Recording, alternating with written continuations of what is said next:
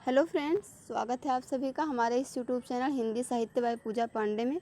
आज की इस वीडियो में हम देखने वाले हैं उपसर्ग एवं प्रत्यय, जो कि हिंदी व्याकरण का एक बहुत ही महत्वपूर्ण टॉपिक है और आपकी हिंदी संबंधित सभी परीक्षा के लिए उपयोगी है। कक्षा 9 के हिंदी व्याकरण को हम लोग उसके सभी टॉपिक को धीरे धीरे हम पढ़ रहे थे, उस पर आधारित MCQ कर रहे थे। उसी क्रम में आपका उपसर्ग एवं प्रत्यय आज का टॉपिक ये है। लेकिन हम ध्यान दें, अगर पिछली वीडियो में अब तक जितना भी सिलेबस है आपका क्लास 9th का, वो लगभग हम कवर कर चुके हैं हिंदी व्यवहारिक व्याकरण का। बचा है आपका रचना एवं लेखन। रचना और लेखन के कुछ ऐसे टॉपिक हैं जो क्लास 9th और 10th दोनों में है, उनका स्तर जो है वो अलग अलग है, तो कंबाइंड टॉपिक हम एक ही वीडियो में देखेंगे अगली वीडियो में। पहले हम आज की वीडियो में पढ़ते हैं उपसर्ग एवं प्रत्यय।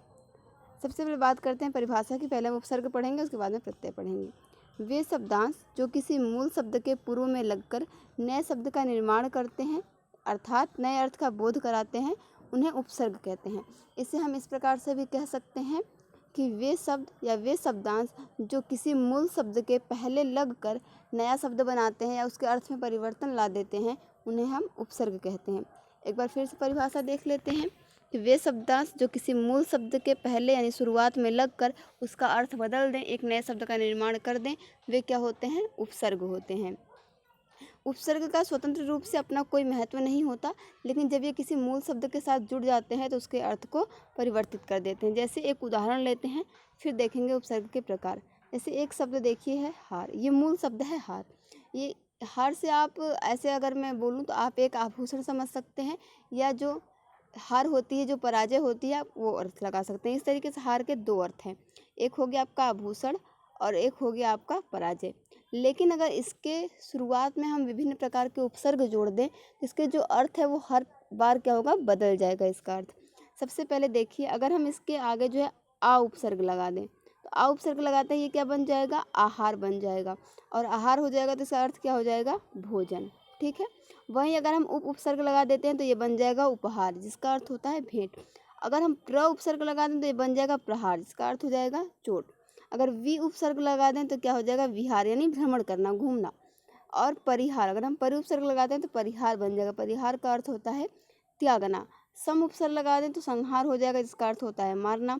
उत लगा दें तो ये बन जाएगा उद्धार, यानी मोक्ष करना। यहाँ पर देखिए आपको उत लग रहा होगा, लेकिन यहाँ पे संधि हुई है, इसलिए यहाँ पे उत उपसर्ग है। जब उत उपसर्ग होता है तो बाद में उधार जुड़ के क्या हो जाता है? उद्धार हो जाता है, वो त का द हो जाता है। ये संधि का एक नियम है। आप अभी यहाँ पर समझें कि अगर किसी मूल शब्द के शुरुआत में, उसके पूर्व में हम कोई उपसर्ग लगा देते हैं तो उसका अर्थ भी बदल जाता है और एक नया शब्द भी निर्मित हो जाता है। अब आइए देखते हैं कि उपसर्ग के कितने प्रकार होते हैं।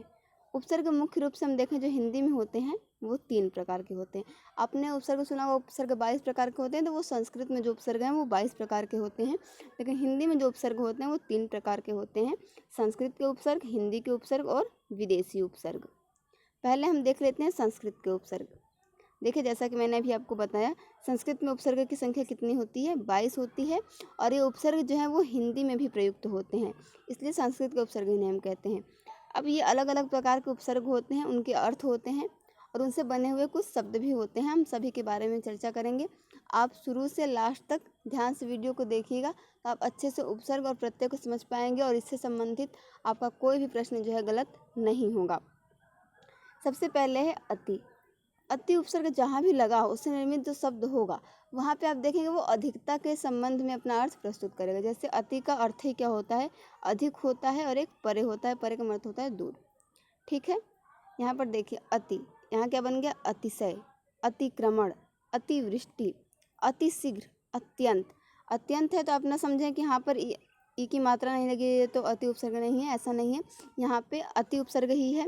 जैसे ये अति होता है तो अति पे छोटी की मात्रा, और यहाँ पे जब से अति धन हम अंत कर देंगे तो ये संधि होकर अत्यंत बन जाता है। यहाँ पे अड़ संधि होती है तो अति धन अंत करके बराबर अत्यंत होता है, इसलिए यहाँ पर अति उपसर्ग लगा है। इसी प्रकार अत्यधिक है तो अति धन अधिक है, तो यहाँ अत्यधिक हो गया है। अति धन आचार है तो अत्याचार, यहाँ पे संधि होके ये उपसर्ग प्रयुक्त हुआ है, इसलिए यहाँ जितने भी शब्द आप देख रहे हैं यहाँ पे, इन सभी में क्या है?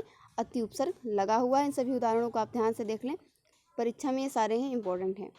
दूसरा उपसर्ग है आपका अधि। इसका अर्थ होता है प्रधान अथवा श्रेष्ठ। अधिकरण, अधिनियम, अधिनायक, अधिमास, अधिकृत, अध्यक्ष, ठीक है। ये सारे जितने भी उदाहरण हैं, अध्यापक, अध्ययन, इन सभी में क्या है, अधि उपसर्ग है, जिसका अर्थ होता है प्रधान अथवा श्रेष्ठ।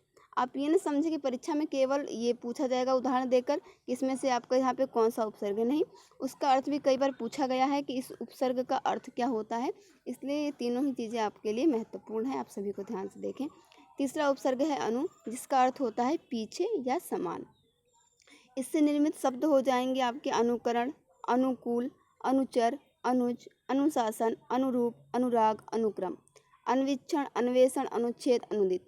आप जैसे यहाँ पर देख रहे हैं कि यहाँ पे अनु नहीं लगाए, फिर भी अनुपसर्ग कैसे है, तभी मैंने जो ऊपर आपको संधि के नियम बताए, उन संधि के नियमों के अनुसार यहाँ पे अनुपसर्ग ही है। जब संधि होती है तो वो जब एक शब्द बनता है नया, तो अनु जो है वो संधि युक्त होकर नया शब्द बन जाता है। अगला है आपका यहाँ पे अप उपसर्ग। अप का अर्थ होता है बुरा या विपरीत, विपरीत यानी विलोम। अपकार, अपमान, जैसे उपकार का जो विलोम होता है या विपरीत होता है वो क्या होता है, अपकार होता है। अपमान, अपयश, अपशब्द, अपकीर्ति, अपराध, अपव्यय, इन सभी उदाहरणों में आपके अप उपसर्ग लगा हुआ है। अगला है अभि। अभि का अर्थ होता है पास अथवा सामने, जैसे अभिमान, अभिभाषण, अभियोग, अभिभूत, अभिभावक, अभ्युदय, अभिषेक, अभ्यर्थी, अभिष्ट, इन सभी में क्या है आपका अभि उपसर्ग लगा हुआ है। उसी प्रकार अगला उपसर्ग है अव, जिसका अर्थ होता है बुरा अथवा हीन। तो अवगुण, अवनति, अवधारण, अवगति, अवतार, अवसर, ये सारे क्या हैं आपके अव उपसर्ग से निर्मित नए शब्द हैं। अगला उपसर्ग है आ, जिसका अर्थ होता है तक या से, जैसे आजन्म, यानी अगर जन्म से कोई चीज़ है तो हम उसे कहेंगे आजन्म। आहार, आगार, आगम, आमोद, आशंका, आघात, आगमन, आमरण, ये सारी चीज़ें क्या हैं आ उपसर्ग से निर्मित है सारे शब्द। अगला उपसर्ग है उत, इसका अर्थ होता है ऊपर या श्रेष्ठ। तो उत्पन्न, उत्पत्ति, उत्पीड़न, उत्कंठा, उत्कर्ष, उच्छ्वास, ये उज्ज्वल है, ठीक है। यहाँ पे ये मिसप्रिंट हुआ है। उज्ज्वल में आप जानते हैं जब हम उज्ज्वल लिखते हैं तो दोनों जो ज होते हैं वो आधे होते हैं। आपका उज्ज्वल इस प्रकार से लिखा जाता है, ठीक है, ये इसकी शुद्ध वर्तनी होती है। अगला है उप। उप का अर्थ होता है पास, समीप या सहायक, और ये इससे निर्मित क्या है शब्द हैं उप उपसर्ग से निर्मित, जैसे उपकार, उपवन, उपनाम, उपचार, ठीक है, ये सारे। अगला उपसर्ग है आपका दूर। यहाँ पर ध्यान रहे दूर के नीचे भी हलंत होता है जो, और एक अगला उपसर्ग है दुस, उसके नीचे भी हलंत होता है। हलंत का मतलब ये होता है कि वो जो अक्षर है वो आपका आधा है। कठिन, बुरा, विपरीत, दुराशा, दुराग्रह, दुराचार, दुर्वस्था, दुर्गुण, दुर्दशा, दुर्घटना, इन सभी शब्दों में दुर उपसर्ग लगा हुआ है। अगला उपसर्ग है दुस, जिसका अर्थ होता है बुरा, विपरीत या कठिन। इसका जैसे निर्मित शब्द हैं वो आपके हो जाएंगे दुश्चिंत, दुशासन, दुष्कर, दुष्कर्म, दुस्साहस, दुस्साध्य, इन सभी में क्या है दुस उपसर्ग लगा है।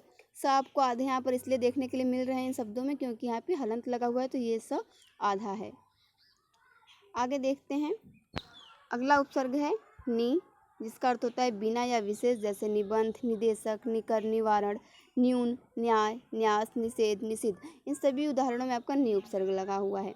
अगला उपसर्ग है निर, जिसका अर्थ होता है बिना या बाहर, और इससे निर्मित शब्द हो जाएंगे निरपराध, निराकार, निराहार, निरक्षर, निरहंकार, निरामिष, निर्जर, निर्धन, ये सभी जो आप उदाहरण देख रहे हैं ये सभी निर उपसर्ग से निर्मित हैं। अगला उपसर्ग आपका हो जाएगा निरा, जिसका अर्थ होता है बिना या बाहर। आप देखिए जो बिना, ये नि, निर, निरा, इन सभी का अर्थ होता है कि किसी का विशेष होता है और इन दोनों का ही अर्थ जो है वो बाहर भी होता है। तो निश्चय, निश्चल, निष्काम, निष्कर्म, निष्पाप, जितने भी आप यहाँ पे उदाहरण देख रहे हैं सभी क्या हैं निरा उपसर्ग से बने हुए हैं। ये थोड़ा विशेष है तो इसका ख्याल रखें, जो निरा उपसर्ग है उससे बनने वाले उदाहरण आपके ये हैं निश्चय, निश्चल, निष्काम, ये सभी, ठीक है। उसके आगे है आपका प्र, इसका अर्थ होता है आगे या अधिक। तो प्रदान, निर्बल, प्रयोग, प्रदान, प्रबल, प्रयोग, प्रचार, प्रसार, प्रहार, प्रयत्न, प्रभंजन, प्राचार्य, प्रयोजक, ये सभी क्या है इसमें प्र उपसर्ग आपका लगा हुआ है। उसके आगे है परा, ठीक है। परा उपसर्ग का अर्थ होता है विपरीत या पीछे या अधिक। तो यहाँ पे इसके जो निर्मित होने वाले शब्द हो जाएंगे पराजय, पराभव, पराक्रम, परामर्श, परावर्तन, पराविद्या, पराकाष्ठा। इसी प्रकार से अगला उपसर्ग है परि, चारों ओर, पास, ये इसका क्या हो जाएगा, ये इसका अर्थ हो जाएगा परि का अर्थ होता है चारों ओर, जैसे परिक्रमा, परिवार, परिपूर्ण, परिमार्जन, पर्यावरण, पर्याप्त, परिहास, परिश्रम, परिवर्तन, ये सभी क्या है आपके परि उपसर्ग से निर्मित शब्द हैं। अगला उपसर्ग है प्रति, जिसका अर्थ होता है प्रत्येक या विपरीत। प्रतिदिन, प्रत्येक, प्रतिध्वनि, प्रतिकूल, प्रतिहिंसा, प्रतीति, प्रत्युत्तर, ये सभी इससे निर्मित शब्द हैं आपके। अगला उपसर्ग है वि, इसका अर्थ होता है विशेष या भिन्न, जैसे विजय, विज्ञान, विज्ञान का अर्थ ही होता है विशेष ज्ञान, विदेश, वियोग, विहार, विपक्ष, व्यायाम, इसे विद्यालय भी आपका इसी में आ जाएगा। ये सभी क्या हो जाएंगे, वि उपसर्ग से निर्मित शब्द हो जाएंगे। अगला है सु, ठीक है, इसका जो होता है इसका अर्थ होता है अच्छा या सरल, सुगंध, सुगति, सुबोध, सुयश, सुमन, सुलभ, सुशील, सुअवसर, ये सभी सु उपसर्ग से निर्मित शब्द हैं। इसी प्रकार अगला उपसर्ग है सम, जिसका अर्थ होता है अच्छी तरह या पूर्ण शुद्ध। इससे बनने वाले शब्द हो जाएंगे आपके संकल्प, संचय, संतोष, संगठन, संलग्न, संयोग, संहार आदि। अंतिम उपसर्ग है उपसर्ग संख्या 22, ये संस्कृत का उपसर्ग है अन, जिसका अर्थ होता है नहीं या बुरा। इससे बनने वाले शब्द होंगे अनंत, अनादि, अनेक, अनाहूत, अनुपयोगी, अनागत, अनिष्ट, ये सभी। अब आगे हम लोग देख लेते हैं कि उसके इन उपसर्गों के अतिरिक्त भी कुछ ऐसे संस्कृत के उपसर्ग हैं जो हिंदी में प्रयोग होते हैं, जैसे आप इन्हें ध्यान रख लें, अंतर, पुनर्, प्रादुर, पूर्व, प्राक, ठीक है। आगे चलिए हम लोग देखते हैं हिंदी के उपसर्ग। हिंदी के उपसर्ग में पहला है अन, इसका अर्थ होता है नहीं, जैसे अनपढ़, अनजान, अनबल, अनबन, अनमोल, अनहोनी, अनदेखी, ये सभी हिंदी के उपसर्ग हैं। पहला अन था। दूसरा है अध, इसका अर्थ होता है आधा, जैसे अधमरा, अधपका, अधजला, अधगला, अधकचरा, ठीक है। ये PDF जो है आपको ये मैं व्हाट्सएप ग्रुप पे सेंड कर दूंगी, आप वहाँ से इसे देख सकते हैं, रिवीजन के लिए आपको आसानी होगी। तीसरा उपसर्ग है उ, इसका इससे बनने वाले शब्द हो जाएंगे उचक्का, उजड़ना, उछलना, उखाड़ना, उतावला।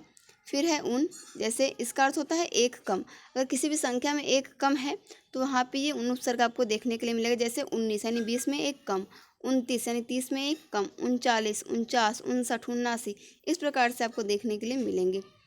अगला उपसर्ग है औ, और इसका अर्थ होता है अब, अवगुण, अवगढ़, अवसर, अवघट, अवतार, इस तरीके से। फिर इसी प्रकार से बाकी आपके हिंदी के उपसर्ग हैं, जैसे कु, चौ, पच, पर, भर।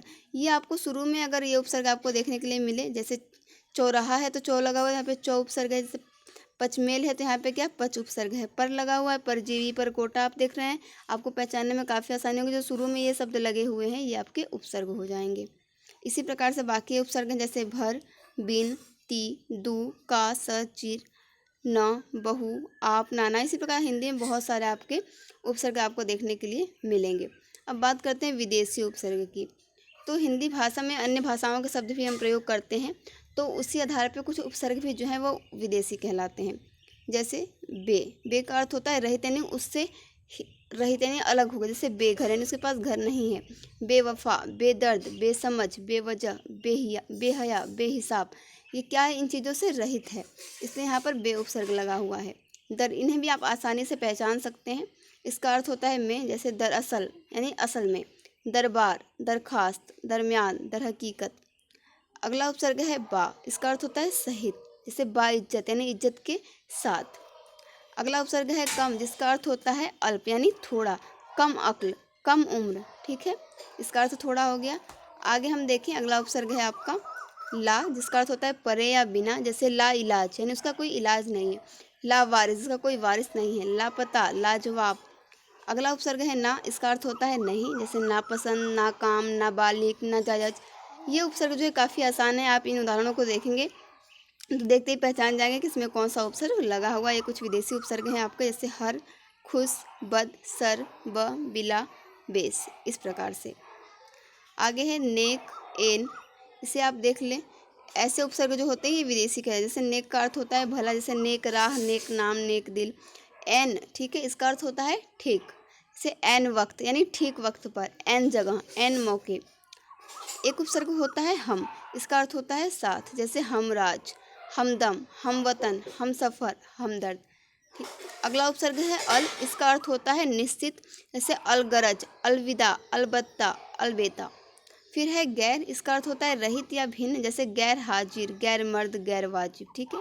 इस प्रकार से बाकी आप देखें हैड, हाफ, सबको, ये सभी क्या हैं आपके कुछ विदेशी उपसर्ग हैं।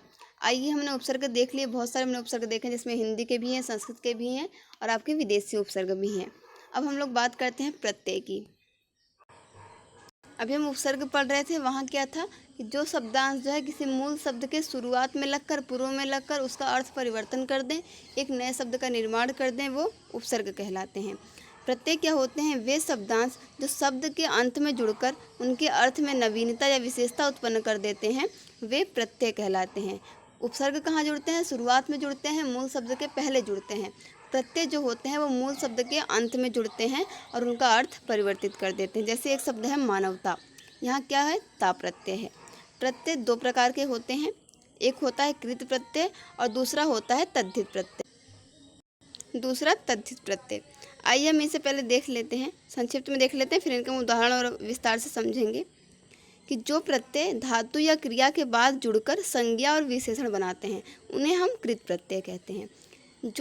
जो प्रत्यय होते हैं वो धातु के बाद जुड़ते हैं और संज्ञा और विशेषण बनाते हैं, उन्हें हम कृत प्रत्यय कहते हैं। लेकिन जो प्रत्यय संज्ञा और सर्वनाम के साथ जुड़कर प्रायः संज्ञा और विशेषण बनाते हैं उन्हें हम क्या कहते हैं? तद्धित प्रत्यय कहते हैं। यानी जो धातु में या क्रिया के बाद जुड़े वो कृत प्रत्यय और संज्ञा और सर्वनाम के साथ जुड़े वो तद्धित प्रत्यय। कृत प्रत्यय जो है आपकी इस प्रकार से हैं, जैसे गोपनीय, पालनहार, चढ़ाई, गंतव्य, लड़कपन, रंगीन, पहाड़ी। अब आप पहचानेंगे कैसे कि कौन सा कृत है और कौन सा तद्धित है? तो आप देख लें कि जो जैसे यहाँ पर ई अनीय प्रत्यय, यहाँ पे हार प्रत्यय है, जो धातु या क्रिया के अंत में जुड़ा होगा, है ना, वो क्या हो जाएगा? कृत प्रत्यय हो जाएगा। जो संज्ञा या सर्वनाम के अंत में जुड़ा होगा वो तद्धित प्रत्यय हो जाएगा। जैसे पालना, ठीक है, पालन करना, ये क्या है? एक क्रिया है। चढ़ना, चढ़ाई करना, ये भी क्या है? एक क्रिया है। गंतव्य यानी जाना, यहाँ पे अव्यय प्रत्यय लगा हुआ है, तो सभी धातुएं हैं, क्रियाएं हैं, इसलिए यहाँ पे कृत प्रत्यय है। अब तद्धित में देखिए तो लड़कपन, लड़का क्या है? एक संज्ञा है, इसलिए यहाँ पे पन प्रत्यय लगा हुआ है, तो ये तद्धित प्रत्यय के अंतर्गत आ गया। चलिए आप इन्हें हम विस्तार से देख लेते हैं। जैसे देखिए, पहले हम कृत प्रत्यय देखते हैं। तो जो कृत प्रत्यय होते हैं इनसे बनने वाले जो शब्द होते हैं वो कर्ता अथवा कार्य करने वाले का बोध कराते हैं। जैसे प्रत्यय क्या है? आलू, मूल शब्द आपके हो गए जैसे दया, कृपा, श्रद्धा।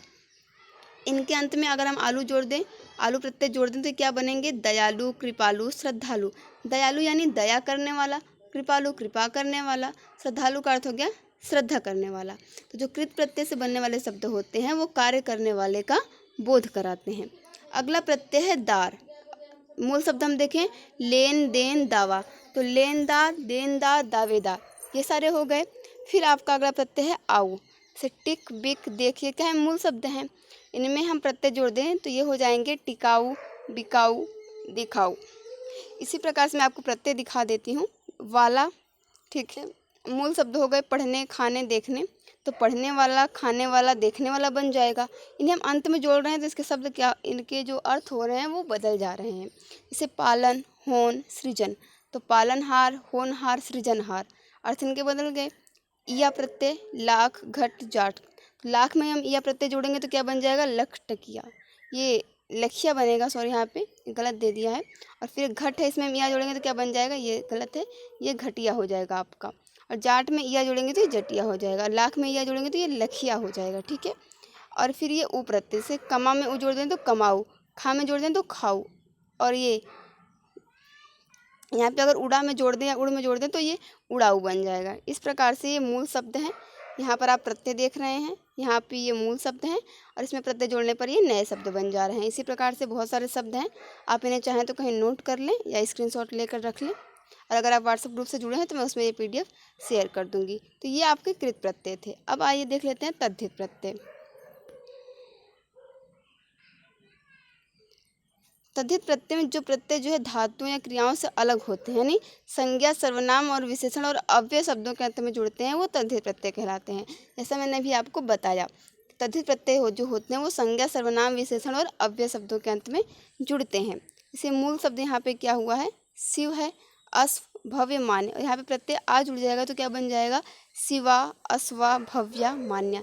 ये प्रत्यय आपके कुछ इस प्रकार के होते हैं, जैसे आ, ई, ता, या, पन, पा, ये सभी क्या हैं? आपके तद्धित प्रत्यय हैं और मूलतः आपके संज्ञा और सर्वनाम, विशेषण आदि में जुड़ते हैं।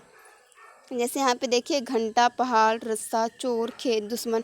अगर हम इसमें ई प्रत्यय जोड़ देते हैं तो क्या बन जाएंगे? घंटा से घंटी हो जाएगा, पहाड़ से पहाड़ी हो जाएगा, रस्सा से रस्सी हो जाएगा, चोर से चोरी, खेत से खेती, दुश्मनी।